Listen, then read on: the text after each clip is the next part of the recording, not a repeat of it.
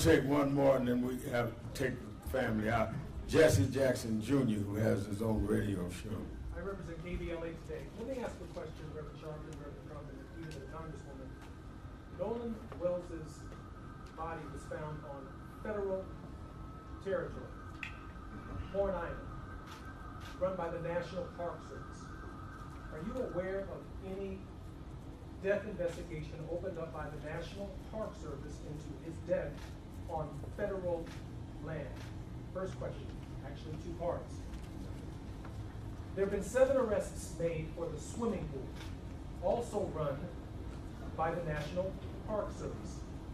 Why the disparity between arrests over the reflecting pool in front of the Lincoln Memorial and 0 arrests, subpoenas, regarding the National Park Service in the case of Nolan Wells? The answer, and I have the lawyer's answer, is that is why we raised it, thanks to the CBC and Congresswoman, to a federal level, because the federal government has to answer those questions of involvement, because Horn Island is federal property.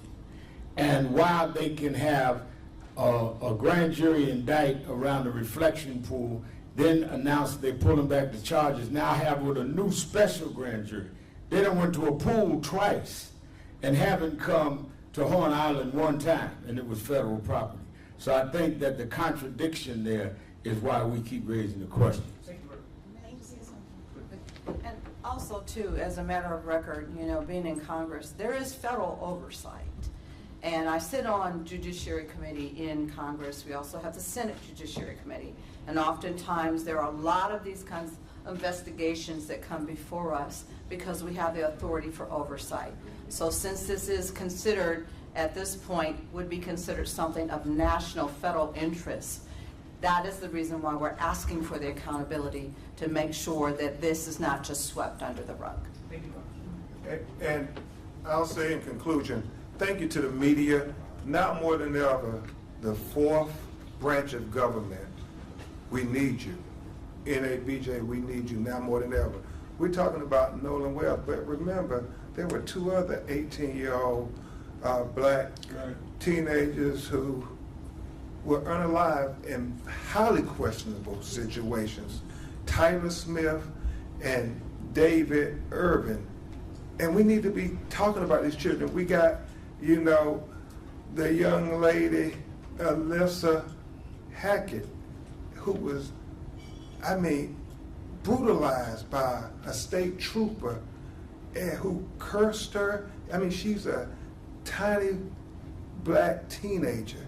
And, you know, Reverend Allen, as we were looking at the video, as a girl dad, I mean, if a police officer can't have an interaction with a black teenage girl without body slamming her, cursing her, and punching her in the face, what does that say about where we're at in America in 2026? This is about covering those stories, even when people who may run your news outlets don't want you to cover the stories. We need you to give us a voice in the tradition of Ida B. Wells. We can't have the police just writing the narratives and the reports. We need you all writing those narrative reports. And you got to challenge your white counterparts and say it. Ida B. Wells said famously, Reverend Al, the killers write the police reports. No, we need NABJ to write the reports and the narratives. Thank you.